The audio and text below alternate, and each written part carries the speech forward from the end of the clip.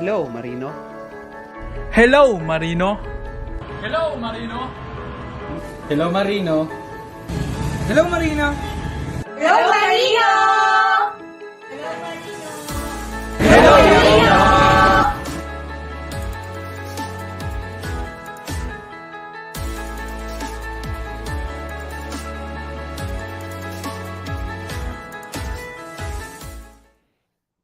Hello, Marino! Hello, Marino. Good afternoon, everyone! Kamusta? Hello, Marino. Good afternoon. Hello, Marino. Talagang full force tayo dito dahil we have a very special guest this afternoon. Kaya nandito ang Team Marino Filipino TV or DGTV ba? Ano ba yun? Marino Filipino TV. And hello, Marino. Yeah. Hello, Hello, Marino. Marino. Siyempre kasama natin ang magiting na tagapagtanggol ng mga Marino na si Captain Edgardo Flores. Wow. Hi, Capt. Talaga namang makandami nyo. Maraming salamat. At eto na naman tayo, Arian. Naniniss ko yung ating pagsasama sa programa. At good afternoon first to everybody. Good evening. Good morning. And to all of the seafarers na nanonood ngayon. At sana maganda itong magiging mga topics natin at natutuwa ako na nandito na naman tayo. Nanood kayo. Hello, Marino. Yes. Okay, please follow, like, and share this episode for today featuring the fourth largest ship management company in the world, Synergy Group. Yan. Yay! Welcome na natin. Let's Yes. welcome our guest now. Yes. So, our guest, we have a very special guest. But before that, Tita Lu, can you please tell us more about yung mga projects nyo ngayon? Sa Marino Filipino TV. Oh, Okay, regular show every Friday, and then of course Holy Week bakasyon tayo. And next week we'll be back Monday, or adjustable naman yung ating schedule. Minsan Friday, minsan Monday, depende sa schedule ng guest. Kasi nga naman masyadong busy yung ating mga guest. So at least for today, this is a special episode, and I'm so excited to know more about Synergy and their CEO and founder. Yan. yes. So, okay, I will introduce our special guest this afternoon. Yes. So, our special guest has had an illustrious maritime career spanning more than 30 years, renowned for its innovative and forward-thinking leadership on sustainability, diversity, and technology, and his ability to forge thought and technical partnerships with like-minded companies. A passionate marathoner, he is also a vocal supporter of shipping's net zero emissions ambition by 2050. He is a leading business creator, committed family man, and determined philanthropist. Ladies and gentlemen, let's welcome the founder and CEO of Synergy Marine Group, Captain Rajesh Unni. Hi, Captain. Hi, sir. Good afternoon, Captain Jun. Hi. Hello, Marino. Is that the way you say that? Yes, sir. Thank you very much. Thank you very much. I heard, Thank you. it was Captain Rajesh's birthday a few weeks ago. Yeah. Hey. Yes, belated happy birthday, Captain Rajesh. Thank you. And tomorrow is Thank Capitan Flores' birthday too. Captain Flores, I'll introduce Captain Flores. Captain Flores is one of the pillars in the maritime industry. He also sailed for several years, actually 4 decades, Cap, Yes. as a captain and an efficient manager of a Greek-owned company, general manager, owner's representative of Eastern Mediterranean Manning Agency, and also the president of Navigator International Training and Assessment Center, Master Mariner Capitan Flores. Captain Flores. Yes, sir. Good afternoon, Captain. Good afternoon. Captain Good Flores. Yes. Yes, and Okay. let's welcome din po sa Synergy Group, yung office sa Synergy office ngayon. Magandang hapon. Mga sir, mga ma'am. Afternoon. Good afternoon. Good afternoon. Can you say magandang hapon, Captain Unni? Magandang hapon. Good afternoon. Magandang hapon. Yes. Game Yes. na. Captain, because I've actually been in the Manila office of Synergy, and I really found that the staff really treat the people well. The seafarers, they were really well taken care of. And and I know that there have been a lot of new vessels. You're welcoming new vessels now. So can you give us a sense of Synergy Group's growth over the 5 years? Thank you for the opportunity. First up, what you just said means a lot to me personally and to every Synergian, I think, because end of the day, we are here only and only because we have people on board who are performing so well and with so much of dedication and care and love. Creator, committed. So can you guys hear me? Is it audible? Yeah, it's Yes, clear. yes, sir. Yes, sir. Clear, sir. Right. No, please don't call me sir. You can abuse Okay, me. Captain. Where are captains? Yeah.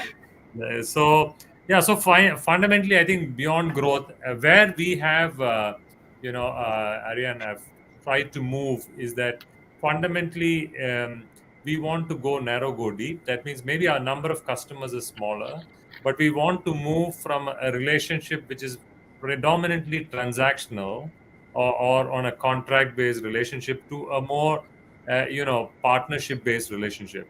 So how do we commit each other for a longer term, a longer period of time? So that's kind of where we are thinking, and for which everybody in the team is equally important. So when you said that when you came into the office, you felt that people take care of each other, this is extremely fundamental to who we are. If for anything, we want to make sure that people understand that we are an organization that care. We are an organization that want to invest in people so that our success is only possible when we see each of them being more successful and following their passion and purpose in life.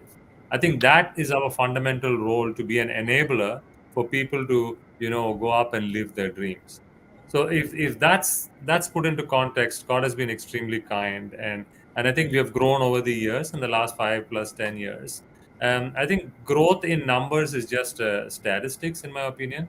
What is more important is how much value are we able to create for our customers, and our customers are basically two people. One is the seafarers. How much of value are we able to create in their lives and their families and their communities around us? That's important. That's a metric we need to measure ourselves against.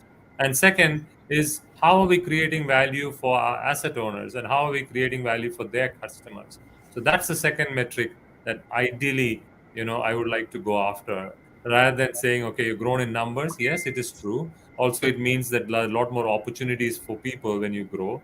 But beyond that, I think what is more important is how much of value are you adding to the lives of your customers, whether it's people on board, people ashore, or your customers. So that's how, in a nutshell, I would like to think. And if we continue to do things that we have been doing reasonably well, then I'm sure growth will happen. Growth is just a byproduct, for which obviously when you want to grow, then you need to work on three pillars: people, which is at the core of all these transitions that we talk about. So how do we invest in building the right capabilities in people? How can we help people become better with the right skill set? Because the speed of change, as we all know, has changed. So it's becoming much more faster that we need to adapt. So if that's the case, how we as an organization, how we as a team can help each other to adapt to the changing circumstances. So that's how we're looking at it. Obviously, we have a very strong growth pipeline as well. But beyond that, it also comes with a lot of responsibility to make sure that we add capability in people. So I'm looking forward. It's a very exciting opportunity. And I think that we have a wonderful team. And I'm grateful for everything. Thank you. Oh, I Okay. love what you said, Captain, because Yes. It's that's very the danger. inspiring. Eh? Yeah, and that's the danger sometimes, like when an organization becomes really big and then they start looking at people as just numbers, and they become like there's a disconnect between the crew, the ship owner and the end users sometimes. And I love how you really take care and you really invest on the growth of your people, because I've heard that you also have free trainings for your crew. Yes, so I think fundamentally, it's like how you look at your own children or you look at your own immediate family. If there is one investment you can do to them is to be able to spend time with them and share your experience in life with what you see around and then be able to translate that into numbers or people. But also, I think what is fundamentally important for us is as an organization is that we want to build an organization in four different aspects. One, I would say that we want to be an organization that is inclusive. That means we want to give everybody an equal opportunity to succeed. We want to be known as an organization that is inclusive. We want to be known as an organization where people feel that they learn something every day. And that can only happen if you train, if you invest in building capabilities. Third, we want to be known as an organization where people feel, free to share what they think. I think that is extremely important. And then lastly, we want to make sure that we are an organization where people are happy. People want to feel inspired and motivated to come to office every day, come to place of work every day. It should be their purpose and passion that is getting aligned. Only when we are So, able to align your purpose and passion, I feel that people will be inspired to come to whatever they're trying to do. So these are, I think, three, four things that we are trying and aspiring to do. A culture is a hard work. It takes a long time, but I genuinely feel that it is worth investing, and that's the only thing that you can do. Life has come to a point where each of us, in our little own ways, we're reasonably okay. We don't need to. When you die, people don't talk about how much money you make, but people talk It's about how you made them feel, what kind of impact you have created in people, right? So so if are that is some measure to be measured, then you need to invest in people. so Aryan, Cap, so it is not just a career where once you go on ship, you're stuck there. There is more, as you said, no? If you choose a career at the shipping industry, there are many opportunities and career path, especially in these challenging times. Captain Uni, is that right?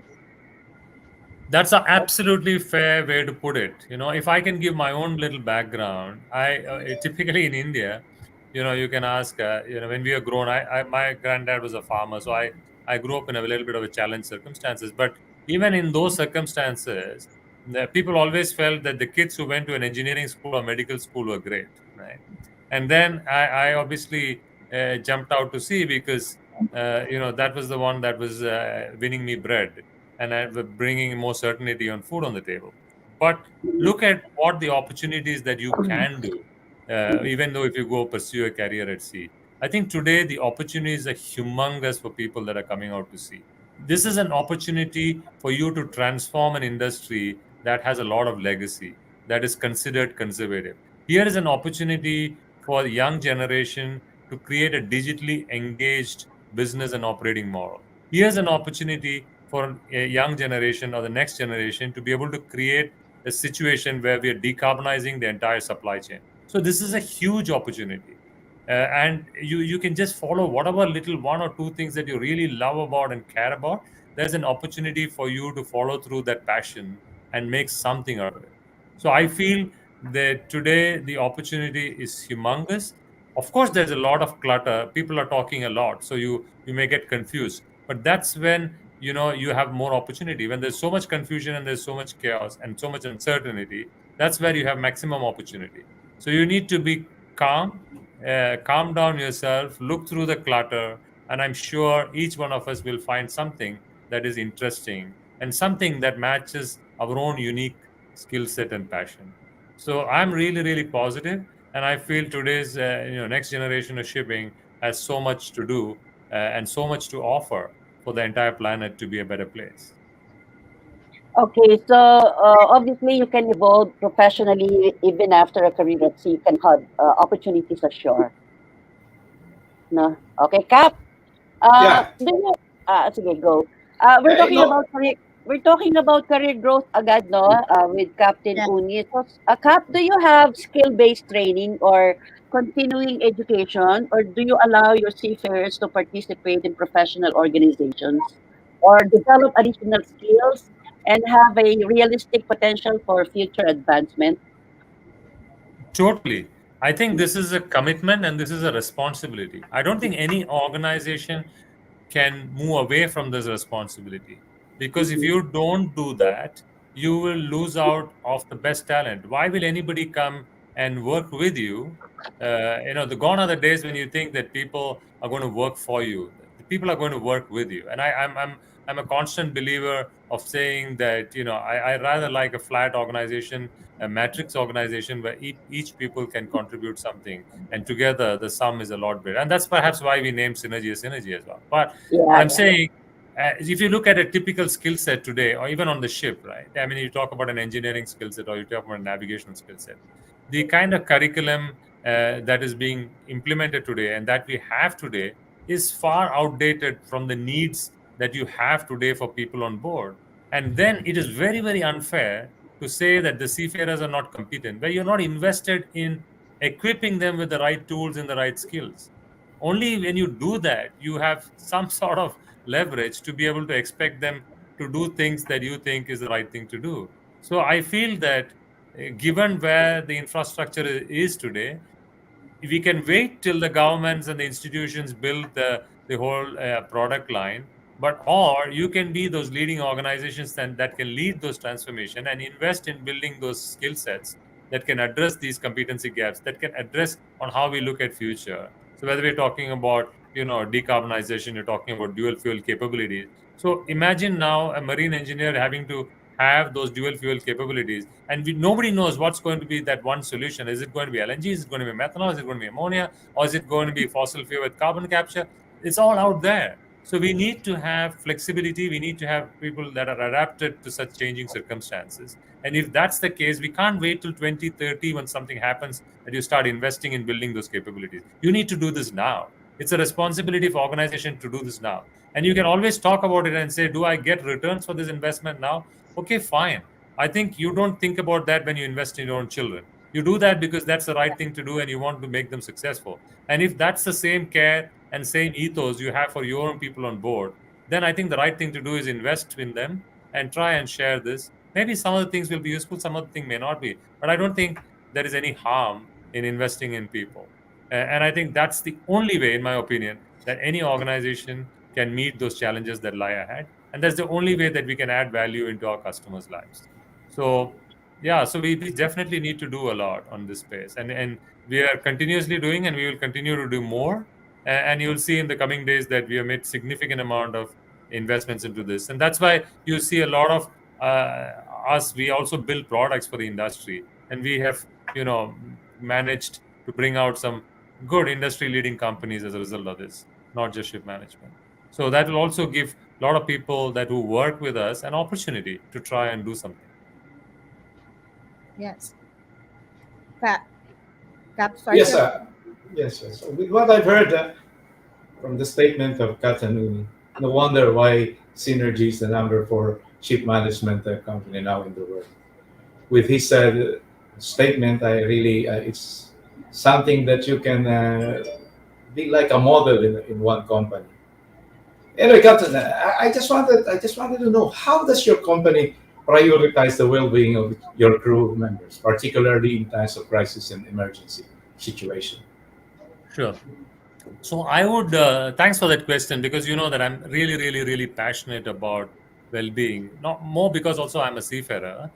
Also, back in 2018, we had an instance where we lost one of our seafarers, and people can obviously categorize this as a suicide and get away with this and say this is because, and we had enough reasons to believe, and we have evidences to say that there were some family issues. But having said that, the conversation that I had to make with the family when I had to break this news was really something that I never want to do again. And if that is true, you have no right as an organization, when somebody comes into your organization, you have a responsibility to ensure that they're safely going back home.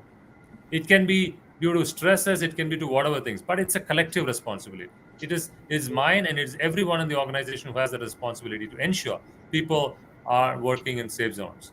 So then what we did is we talked to a few people in the industry, and the statistics were alarming. So first thing we did is that we said, okay, first thing we want to create a helpline where people can feel free to be able to call and speak to someone when things are not okay. And we worked with Tata Institute of Social Sciences, who are known in India, for example, for doing this. And once we did that, we said, okay, this is working. People are feeling happy. Then we expanded that into Philippines, and we created a B team where we collaborated with large organizations like PTC, and we said, okay, people, we need to provide them that access to tell that when things are not going okay. That's the first thing we did. Second thing we did, okay, that's fine, but how do we intervene even before something goes wrong, or even before somebody feels comfortable to calling somebody who they don't know? Then we need to create something called barefoot counselors. So how do we get people to become barefoot counselors? So how do we train this? So we worked with one of the largest not-for-profit globally, based out of DC, called Ashoka, and created this mental well-being ambassadors, and we're creating a framework on mental well-being. Now, if you ask me about well-being, I would categorize well-being into 3 or 4 buckets. One is the physical well-being.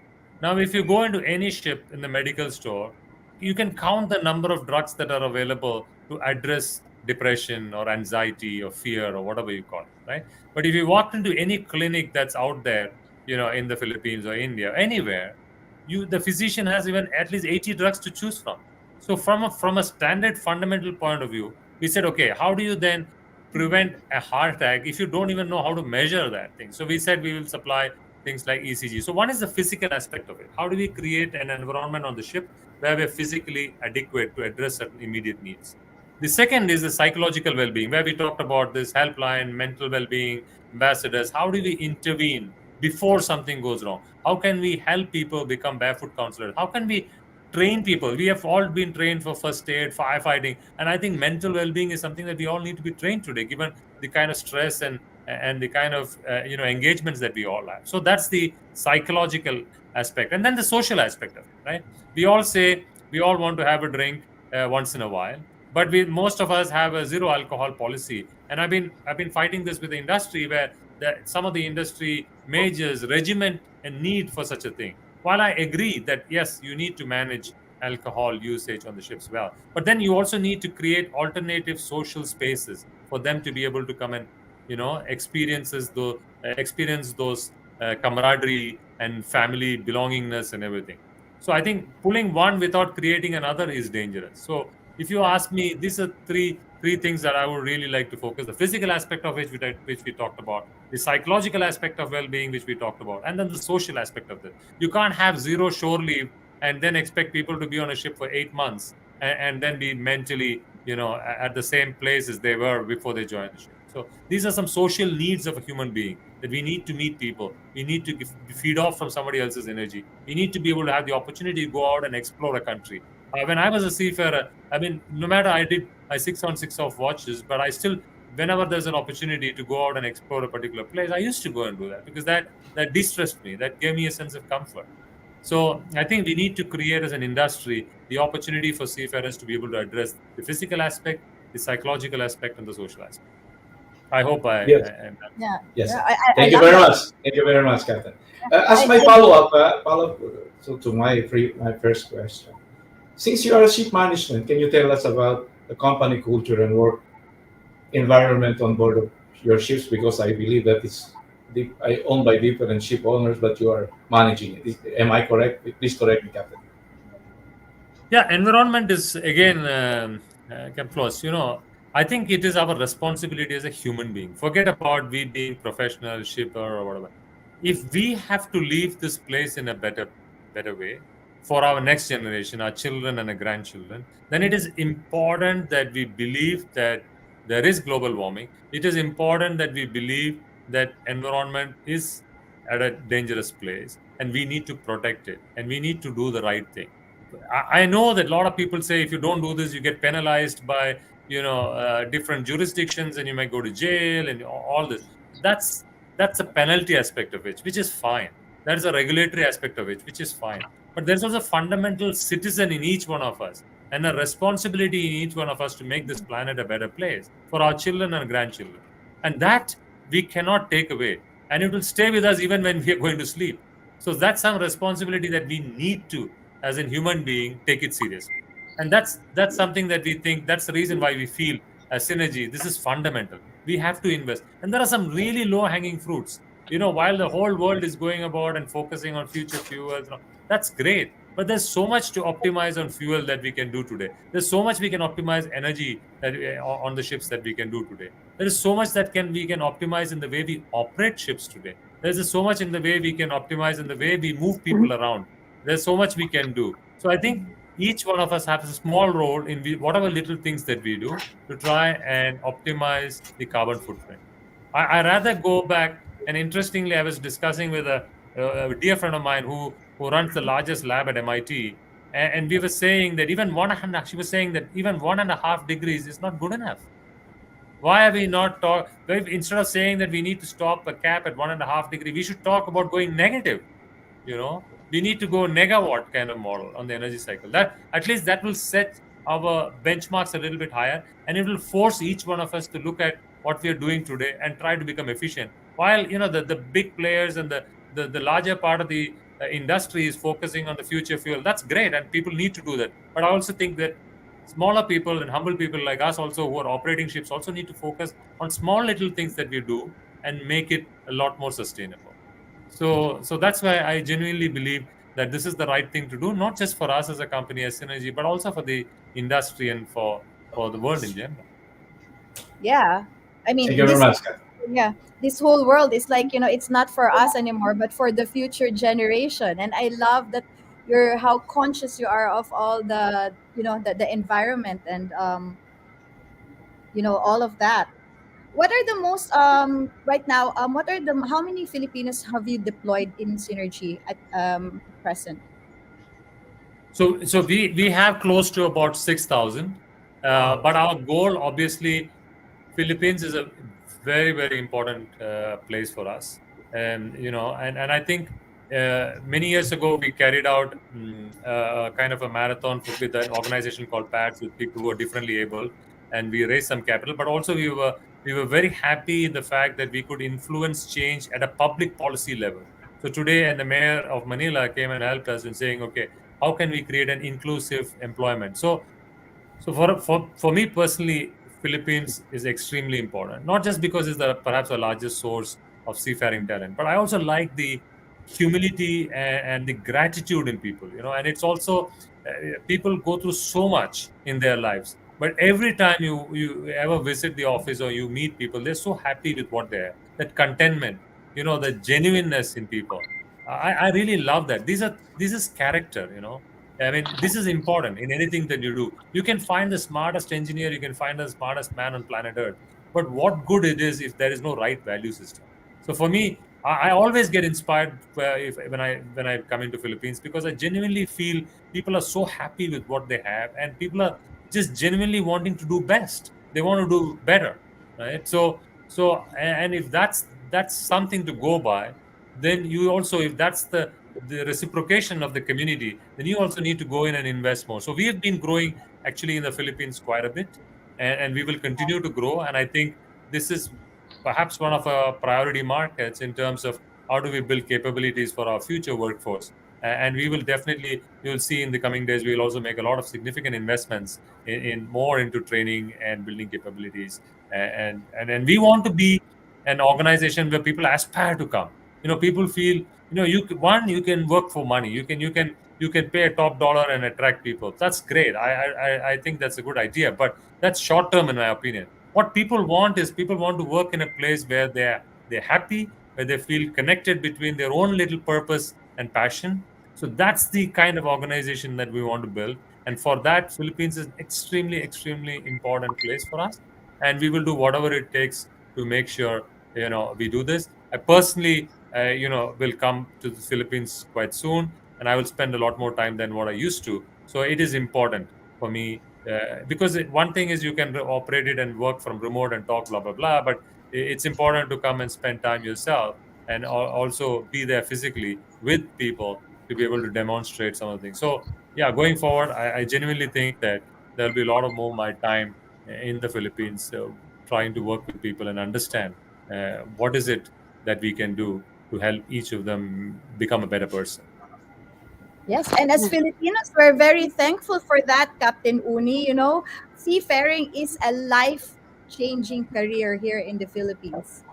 But seafaring comes with risk. Yes. Of course, Seafaring like comes, job, yes. any Seafaring and job, profession. pero seafaring comes with risk. What is your first line of defense to keep your crew safe while on duty, sir? Captain Oni. Yeah, so you're absolutely right. We can talk what we want from an organization or show, but our first and last line of defense is the people on board, right?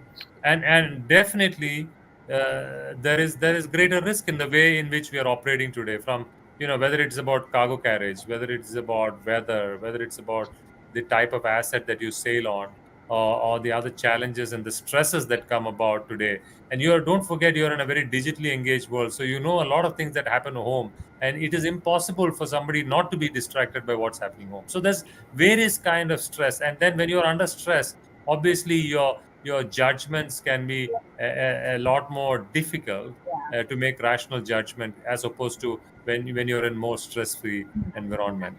So obviously there is stress, but one thing that we really want to do and we really believe is that forget about all the awards, but if there's one award that we really care about and we are happy about, is the partner of the year when BP awarded us that in 2013 in the CEO's conference. And that was purely because we built a bottom-up safety culture.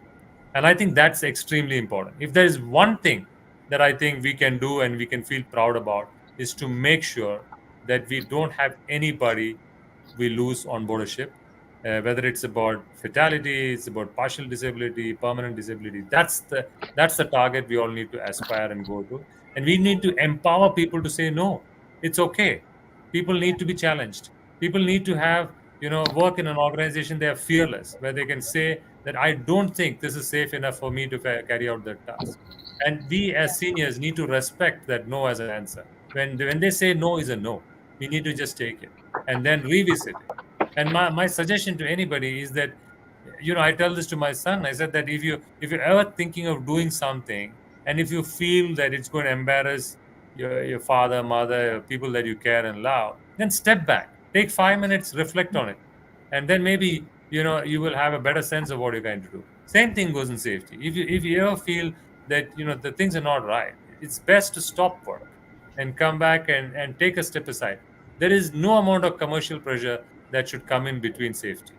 I feel that's extremely important as an organization. So safety is a fundamental thing in anything. That it's a base of pizza. You can do what you want to do, but if you are not safe enough, if you don't provide that sense of security for families and people to come on your ships, why will anybody come? I wouldn't send my son. I wouldn't go myself. So how could we expect somebody else to come and do that?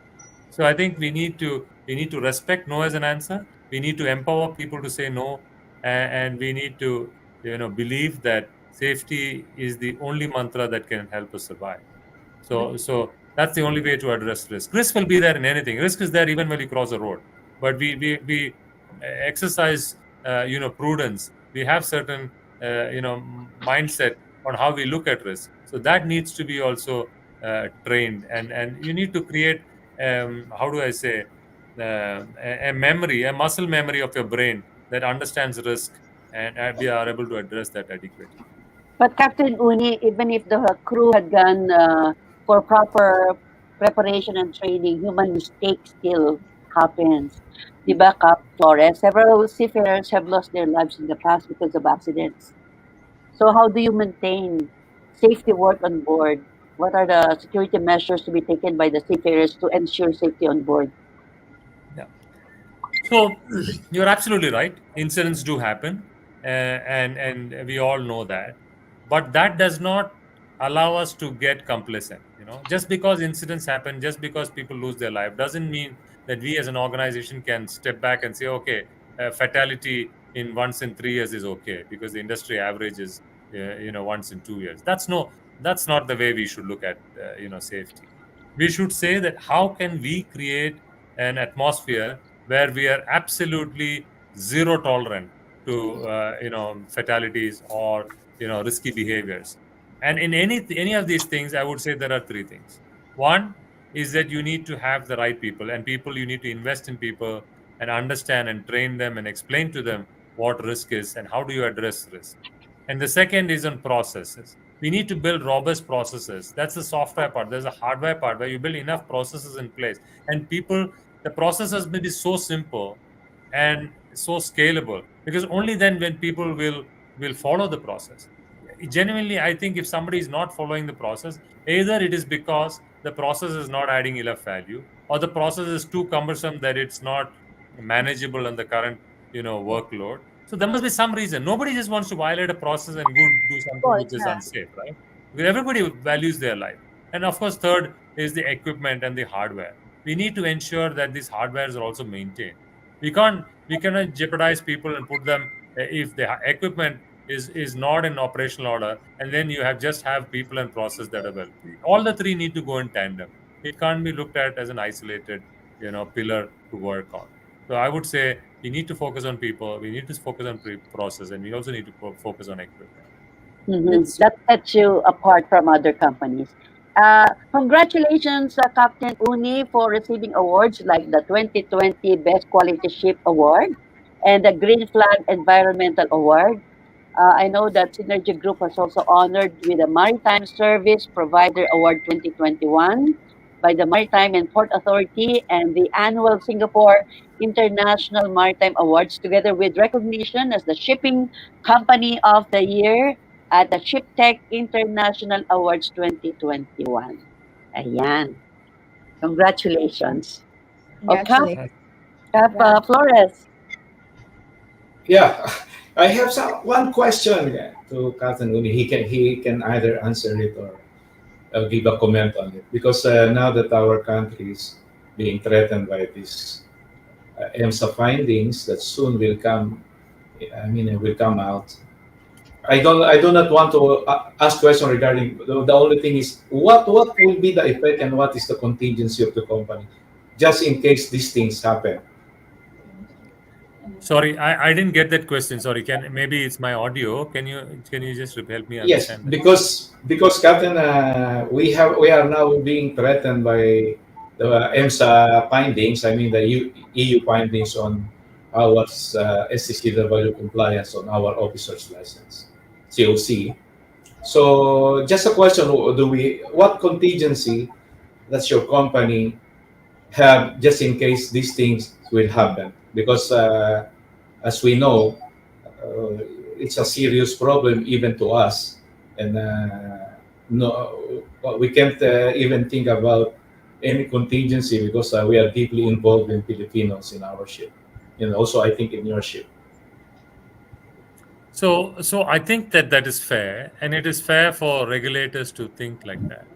But I don't think it is fair for organizations where people have invested their life working with you to suddenly overnight turn around and say, "Listen, I'm sorry because the regulators are coming after you. We need to just abandon and go somewhere else." I think that's very, very unfair. I would Yes. feel it is unfair if somebody did that to me. So, what my suggestion here is that we as an industry need to work with the regulators and come to and understand what are the risks that they're concerned about, and quickly put together a framework that address that risk. But we need to do it now. We can't say that we'll wait till it happens, and just because we have a large workforce, then nothing is going to change. That's one way to look at it. It's fine. But I think if you're becoming more responsible, and if somebody is raising a concern, then it is fair for us to address that concern adequately.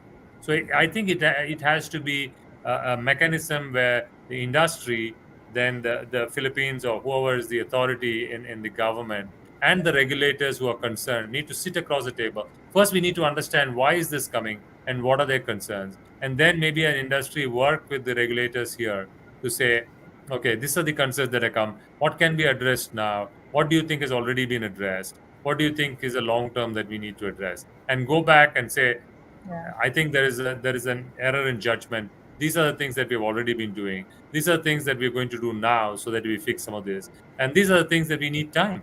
And this is we need time, but this is how we're going to fix it. And instill that level of confidence. So there's a more constructive dialogue going forward rather than we just wait for a deadline and everybody is thrown into chaos. And it's also not fair to the seafarers because they have done nothing wrong, and just putting them in jeopardy is not fair at all.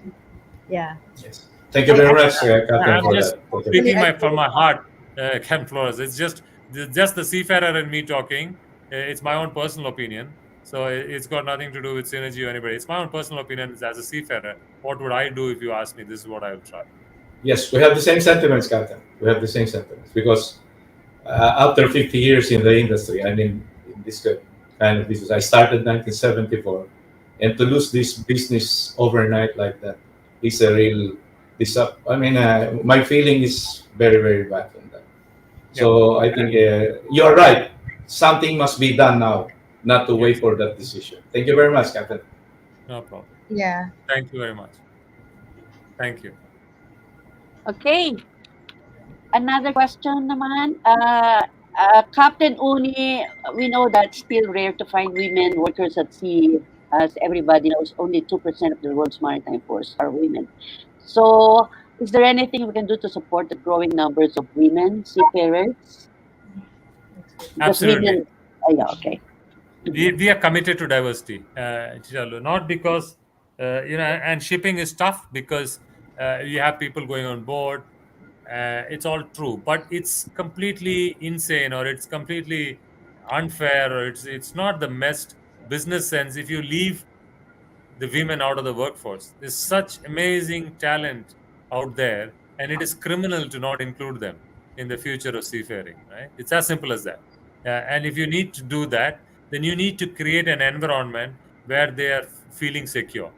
We need to sensitize people and make them understand and help them understand that what is it to now suddenly have women on board who will be challenging and who will challenge some of the status quo because they think very differently. And we need diversity in thought process, not just because they are diversity and diverse in gender, but also they think differently. We need different thought process to come in, and we need to sensitize people. We need to sensitize people both ways.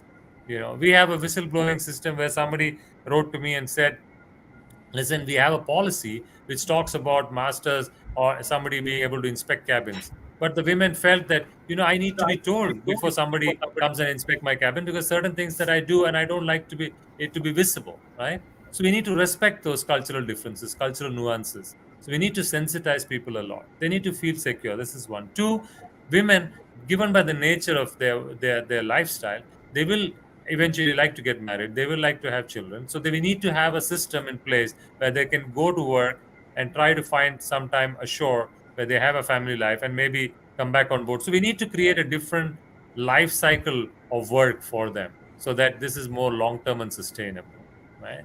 And last but not the least, we need to make visible changes in the organization. We recently took 50 women cadets, Oh, in one of the particular training institutes. And I'm very lucky. We're very lucky because most of our customers are really committed to making this happen. But So they we say, very, but very they, fortunate. okay, Captain Uni, they say women seafarers are among the worst paid and least protected at sea, and sometimes women can be subject to discrimination and harassment, lesser salary compared to male seafarers. Is that correct? So I'm really surprised. Of course, at our organization, we make sure that everybody is at scale parity. That's for clear. That's for sure. But I hear because when you say you must be having some data points, but I can tell you one of our best masters in our fleet on a tanker is a woman, and Captain Radhika Menon. I'm really really proud of her. Not just because she's a lady captain, but because the entire ship's crew feels so motivated and inspired to work under her or work with her. So I don't think that we should even have a discussion about wage discrimination. Of course, I do agree that we are not living in an ideal world, so there will be challenges at times where people may have to stand up and perhaps defend themselves, stand up and fight for some of their rights. But that's typical in any struggle, right? My humble request to the women is not to give up because we all go through this in our life. I came from a very small, humble beginning in my life, and there were many occasions in my life where I felt things were unfair. But if I give up that one particular time, I'm sure I'll give up every time that such a situation comes around with me. So my request to them is, don't give up. There are mechanisms in place today that can help you stand up and rediscover yourself. There are mechanisms in place that can help and protect you for your own rights and well-being. So please don't give up just because in some parts of your life you are faced with some challenges. Challenges will always come, but it's also you have to have that inner strength to be able to overcome that. But having said that, I must definitely say the organizations must set the base here very clearly that we can't create an environment that is discriminatory, whether it is from a financial reward perspective or whether it's a professional reward perspective. And we need to ensure that we need to sanitize and make sure that people feel safe and secure and free and happy when they come and work on our ships. And Okay. that I think is important.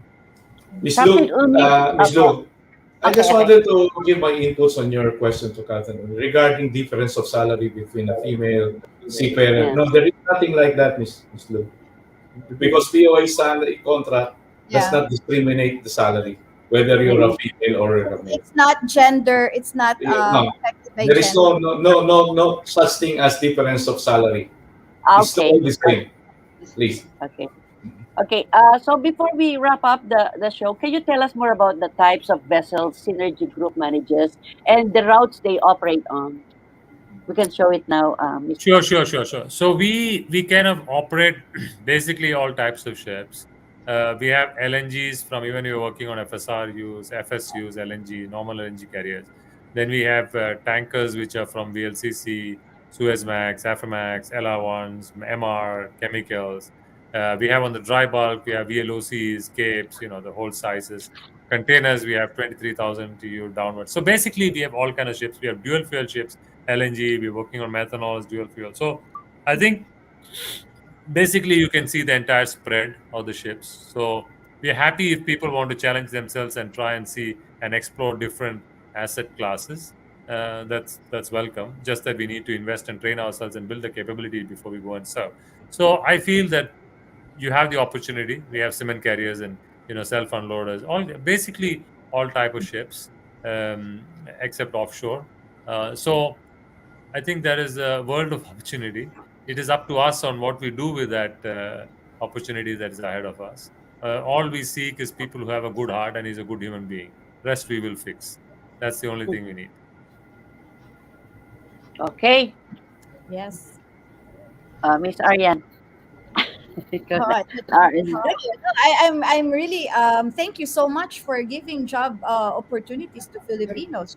And going back to that when you said that about having to say no, teaching how to say no. I do workshops for seafarers' wives, and that's one of the workshops I do. How to set boundaries and saying no, because apparently when I ask them what are the expectations set on you as a seafarer's wife, most of them answered they're expected to lend or give money.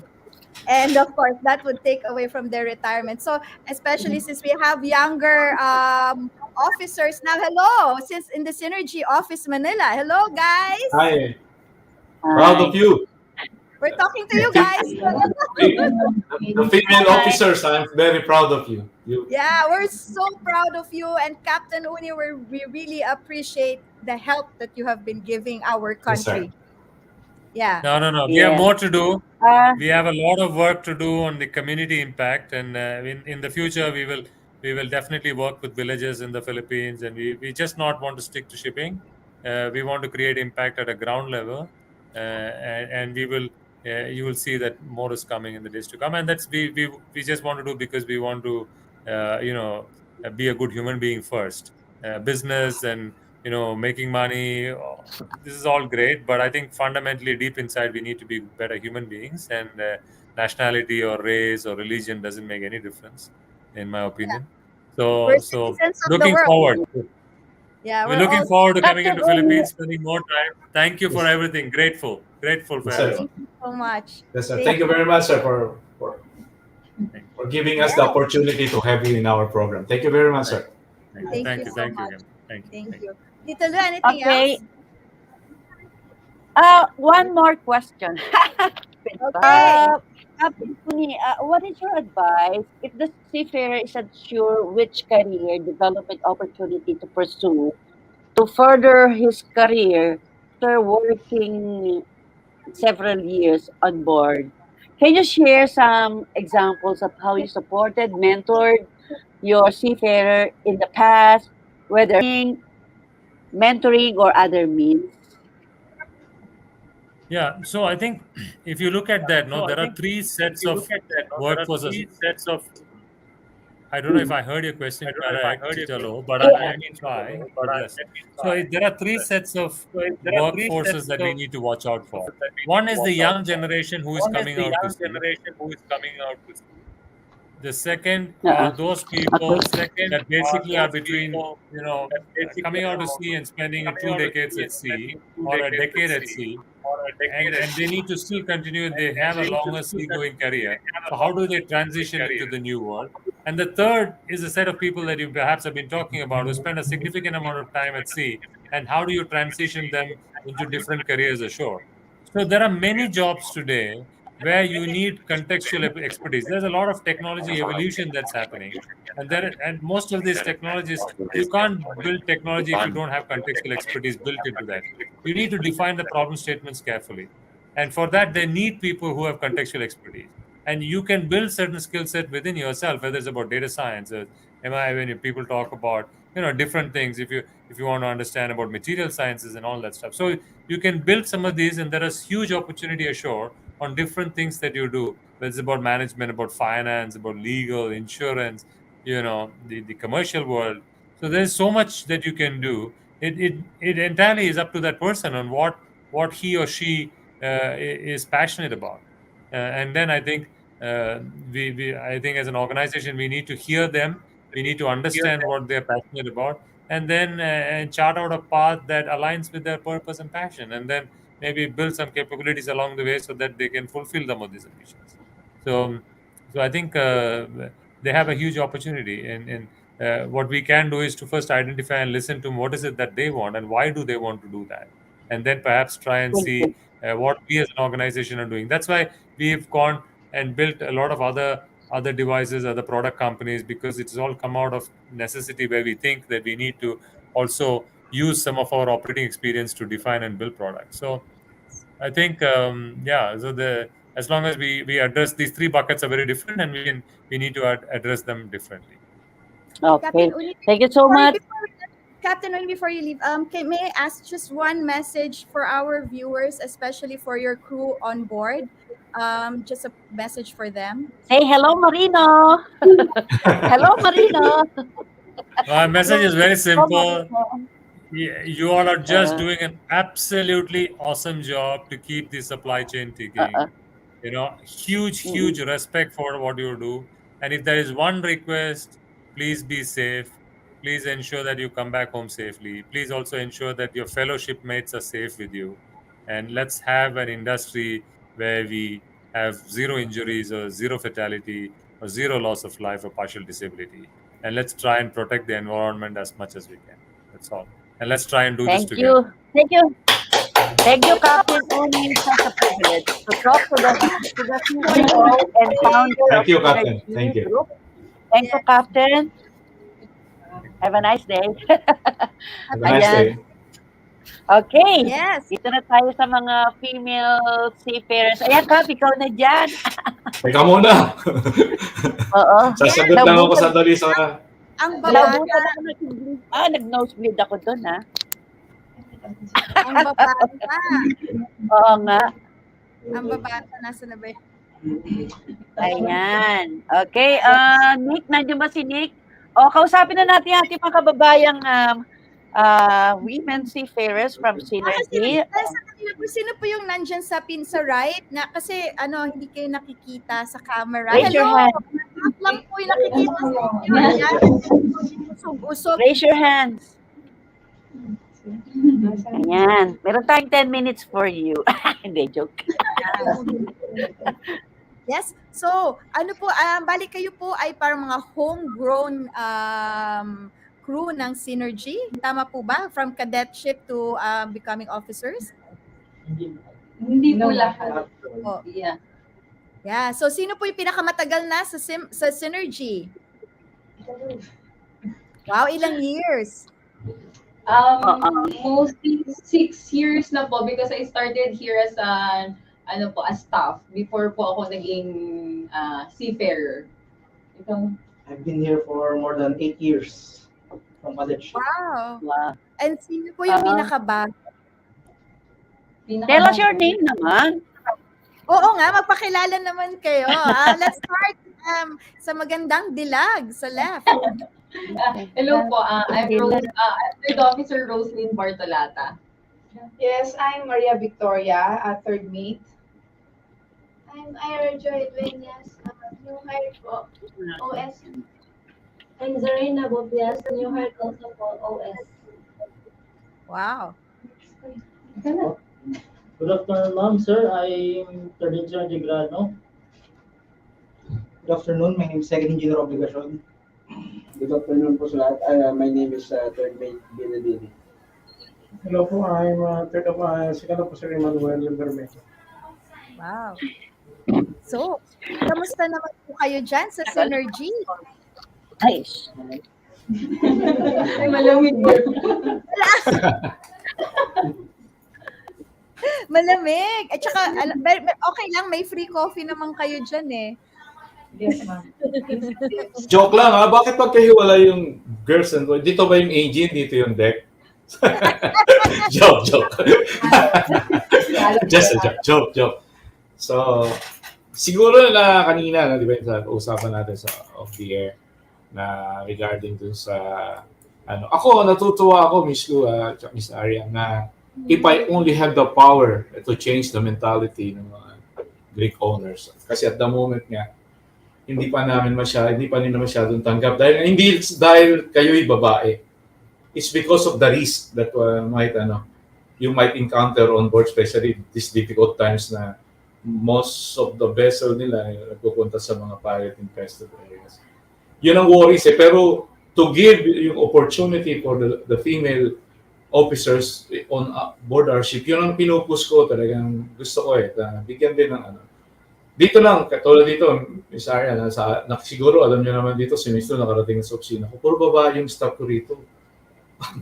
Isa na ang aking assistant ko lang, lalaki. Pero lahat babae. Kaya nga lang, ang mahirap, pagka puro babae, pag napagalitan mo, umiiyak eh. Hindi ka na ngayon pwedeng magalit.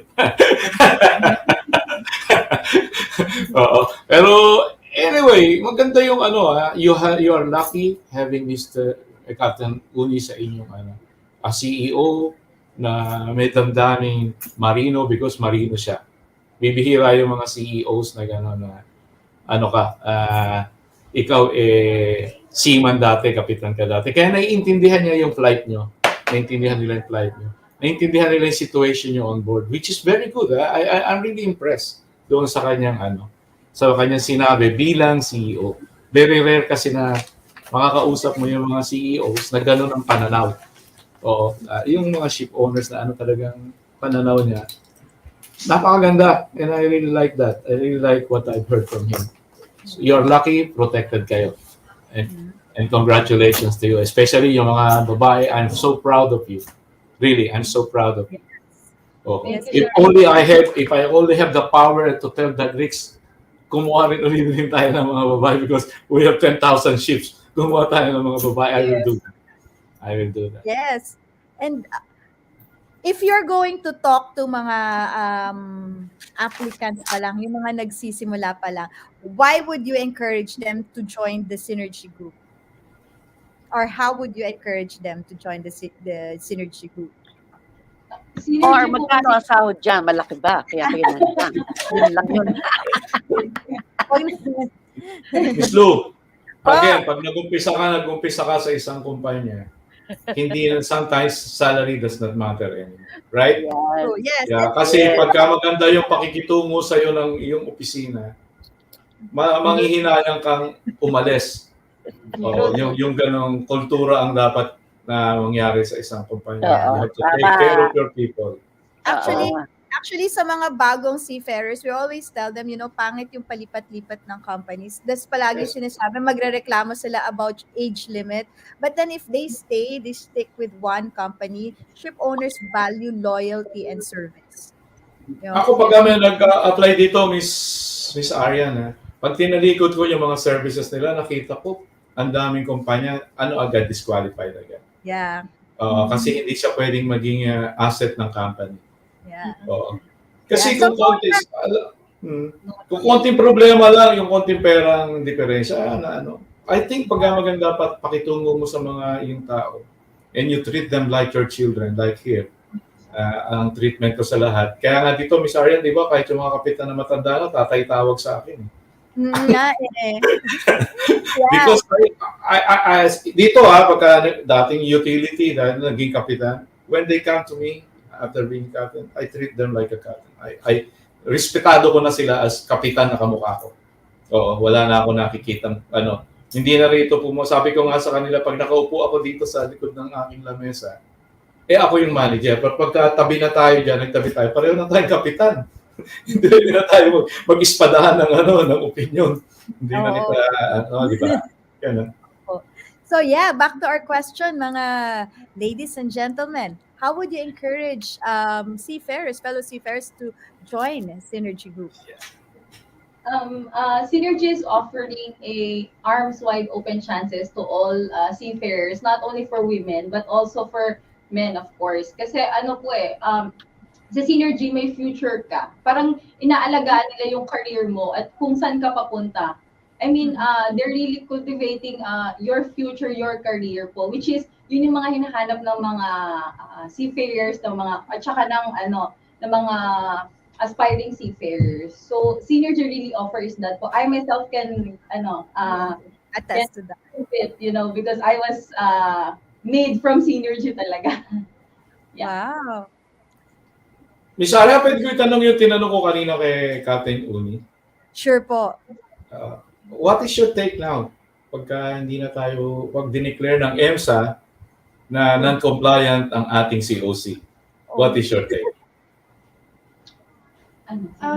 Actually, sir, if that happens, kawawa yung mga OFW natin. Kasi most of the time, OFW yung nagbibigay ng income input dito sa country. OFW yung nagbibigay ng, nagpapadala ng maraming pera para sa, to sustain the economy. So, ibig sabihin, malaking bagay po. So, if that happens, sir, kawawa naman yung mga seafarer natin. Especially, hardworking pa naman yung mga Filipino seafarer. If you compare to other country or other, what do you call this? Nationalities. So, it's a big impact. It will be a big impact. But anyway, I hope it will not happen kasi it happened once to us. 1992, we were declared blacklisted before. Yes. Na-blacklist na kami. And it only lasted for 1 month. Then, nilip uli nila rin. Kasi, and I believe, sir, the President, yun yung pina-prioritize nila ngayon, sir. To push na hindi tayo ma-affect doon sa EMSA. I hope. Siguro alam niyo naman na matagal na po itong issue. Ako yung tagapagtanggol nyo dyan sa issue na. Pero I hope na hindi naman mangyayari. I think sana naman maalinawan. What a shame, it's going to be such a shame if we're going to lose job opportunities on the basis of our nationality, diba? And for something that hardworking seafarers like you have really and truly have nothing to do with. Kasi government, it's not your decision, di ba? So, what a shame. Lalo yung, di ba, ang ganda rin ng sinabi ni Captain Unni na, di ba, wala tayong kasalanan. Wala tayong paparusahan. Wala tayong kasalanan. Kasi, kahit nga hindi tayo natitrain maigi ng ating agency, pagdating sa onboard naman, doon tayo bumabawi. Yes, wala naman tayong proper education sa new technology. Pero doon na tayo nag-aral sa barko. Hindi nga tayo tinuturuan ng kaya medyo pagdating doon, pasensya na kami, masyado ako nagiging emotional Kasi 50 years na ako guys na seafarer. I started 1974. And we work hard for it para makilala tayo. We work hard. Kami yung kumain ng sangkaterbang insulto, sangkaterbang pangungutya, pero we fought it out and we came strong. At kaya yung glory, dinala namin. And we do not want that glory to be taken away from you. Yes, sir. Okay. May tanong ako. If given a chance, girls, what types of jobs in the maritime industry best suited for women seafarers like you? Ano yung gusto nyong trabaho kung di kayo sasakay ng barko? Sa office, anong work? Clerical ba yan? Siyempre, manager. Actually po, because syempre, we all hope to become a master someday.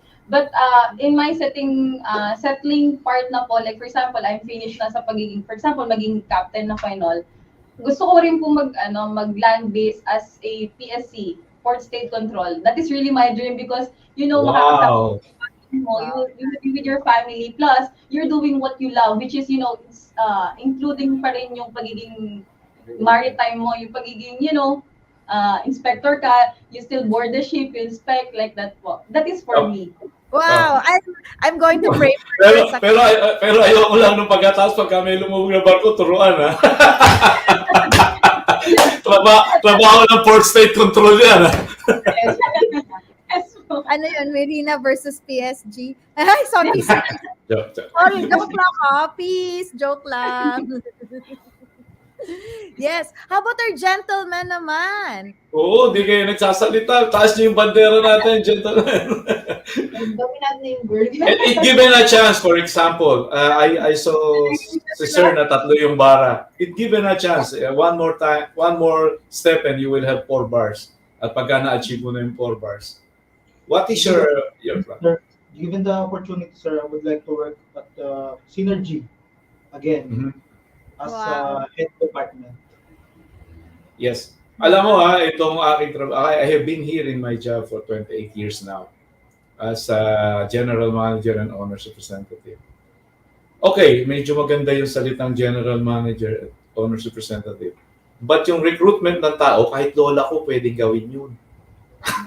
Basta may magaling ka lang na recruitment officer. But the way you handle your crew, yung hindi sila aalis sa'yo, whether from sa lahat ng sitwasyon na hindi ka iiwan, that is what will make you successful. So, yun lang ang tip ko sa iyo, sirs, pag gusto mo nang umupo sa opisina. Make sure na walang loyalty. Kasi yung boss ko, for 40 years na ako sa company ko, I started 82 dito sa company na to. But when we talk one time, sabi sa kanya, I have never been loyal to you. That was 2017. He was so surprised. What? Sabi niya, ang tagal mo na sa akin, hindi ka naging loyal? Hindi, kasi loyalty has a price, sir. But I love you. Sabi ko sa kanya, mahal kita kaya hindi kita maiwan. Pero yung loyalty kasi may price. Di ba, Miss Lou? Yan ang sinasabi ni Miss Lou. Yeah. Akala ko sabihin ka, mahal kita maging sino ka man. Tanong ko lang. Yes. Nakasakay na ba ng barko itong mga kausap natin, mga women seafarers? Ano yung naging buhay niyo sa barko? Yes po. Yes, nakasakay na po Ano, kami. ano yung mga malungkot, masaya, nakakalokang experience sa barko? Actually po, pag nasa barko ka is, malungkot ka, pero kapag mahal mo yung trabaho mo at yung ginagawa mo, hindi mo po mararamdaman. Kasi po ako, I'm being honest, hindi po ako naging homesick. Kasi yung family ko is lagi ko rin nakakausap. Plus, lagi ko pang nagagawa yung talagang gusto kong gawin, which is seafaring. Pero single ka? Engaged po. Wala kang anak. Kasi iba ang nararamdaman. Congrats! Best wishes pala kasi. Kaya lang iba kasi nararamdaman kapag meron ng family o anak na iniwan at young age. Miss Lou, hindi lang naman sa babae yun eh. Pati naman kami siya. Pag alam mo ba, yung pag-alis namin sa airport, umiiyak yung mga anak, parang ayaw mo nang tumuloy eh. Saka yung pinakamahirap sa amin, yung first 3 months. Buti nga sa kanila ngayon, hindi na mahirap. Kasi nga, first day pa lang nila sa barko, nakakausap na nila yung kanilang pamilya at mahal sa buhay. Kami nung araw, pag sampa namin ng barko, makakausap lang namin ulit sila pag uwi na namin. Oo, through letters na lang. Hindi, totoo. Sulat lang ng sulat. Kaya nga sabi ko, ibang-iba na ngayon. Kaya rin ngayon, nagiging reason na pagdating ng, after maging junior officer, maging OIC, pag nakatawid na dun sa linya, ang nagiging pangarap na maging academics. Oo, yun ngayon ang nagiging trend. Na it's not good for the industry, pero what we can do, yun ang talagang, yun ang talagang trending ngayon. Na marami ko nakikita. But, and I hope, huwag kayong magagalit. Sana, tumawid muna kayo ng finish line. Oo, sila yung mga, tumawid muna kayo lahat. Pag tinawag mo yung sarili mo na kapitan, yung nagmando ka. Kasi pag hindi ka nagmando, master mariner ka lang, you are not a captain. You are a master mariner by profession. But captain of the ship is another thing. Yun yung ilagay niyo sa ano nyo para ma-inspire ko kayo. Captain of the ship and chief engineer of the ship is another thing. Hindi lang yun sa COC. Para to ano sa inyo, to inspire you to be captain, to be chief engineer. Then you can talk like sa amin, pwede kami magsalita dahil kapitan kami.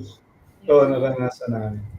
And really, Miss Arian, I'm so proud na makakita ko ng mga female officers. Yes, and if I can only do it here, if I can only do it here in my company and have the power, I'll do it.